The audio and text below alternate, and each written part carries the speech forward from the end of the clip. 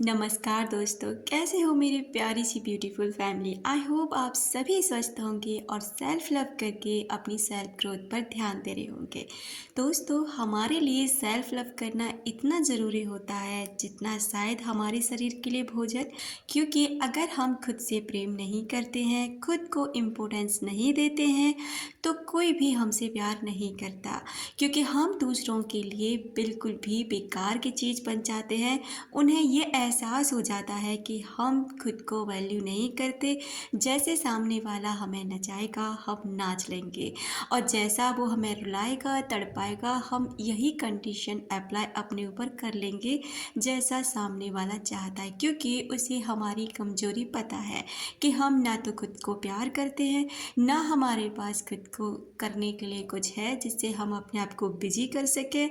तो वो समझ जाता है कि ये इंसान ना बिल्कुल ही आलसी किस्म का है, या फिर ये ऐसा है कि मैं जैसे चाहूँगा ना इसे नचा सकता हूँ, जब चाहे इसे छोड़ सकता हूँ, लेकिन ये इंसान मुझे छोड़कर कहीं नहीं जाएगा। तो अपनी स्ट्रेंथ को पहचानें, अपने आप पर ध्यान दें और अपने लिए कुछ ऐसा करें कि अगर कोई इंसान आपकी लाइफ से चला भी जाए ना, तो आपको कोई ख़ास फ़र्क ना पड़े, और फ़र्क भी पड़े तो आप उसको इतना रियलाइज़ ना करा पाओ। दोस्तों, जो इंसान आपके माइंड में रहता है, जो इंसान आपके माइंड में अक्सर करके चलता है, वैसे तो हमारे सारे रिलेटिव कहीं ना कहीं किसी न किसी वजह से हमें याद आते ही रहते हैं।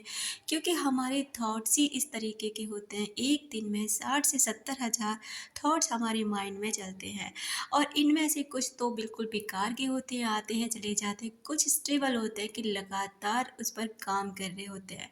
जैसे किसी का याद आ जाना, अगर कोई ख़ास व्यक्ति है तो हमें उसकी याद आएगी तो हज़ारों थॉट उसके साथ आएंगे। या कोई ऐसा व्यक्ति जो हमारी लाइफ में फ़िलहाल टाइम में नहीं है, छोड़कर चला गया है, नो कॉन्टैक्ट सिचुएशन है, ब्लॉक्ड है, जो कुछ भी है, वो इंसान आपको याद आएगा। तो उसके साथ ना, अब आप ये देखेंगे कि वो आपको याद किस तरह से आ रहा है, नेगेटिव आ रहा है या फिर पॉजिटिव। अगर पॉजिटिव आ रहा है तो आपको वो मोमेंट याद आएंगे जो बहुत खुशी के पल रहे होंगे, जो बहुत ही ज़्यादा आपने उन मोमेंट्स को एंजॉय किया होगा। तो वो इंसान भी इन मोमेंट्स को याद कर रहा है। बहुत अधिक संभावनाएं होती हैं कि जिस मोमेंट पे आप किसी व्यक्ति को याद कर रहे हो, या अचानक से वो व्यक्ति आपको याद आ रहा है, तो वो इंसान भी आपको याद कर रहा है, और आपके वाइब्रेशन भी उस इंसान तक पहुँच ही जाते हैं।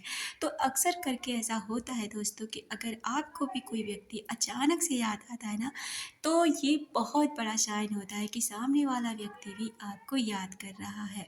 दोस्तों, हमारे थॉट्स ट्रैवल करते हैं। इस ब्रह्मांड में हर एक चीज़ एनर्जी के रूप में काम करती है, और हमारे थॉट्स भी एक तरह से एनर्जी के रूप में उस व्यक्ति तक पहुंच जाते हैं।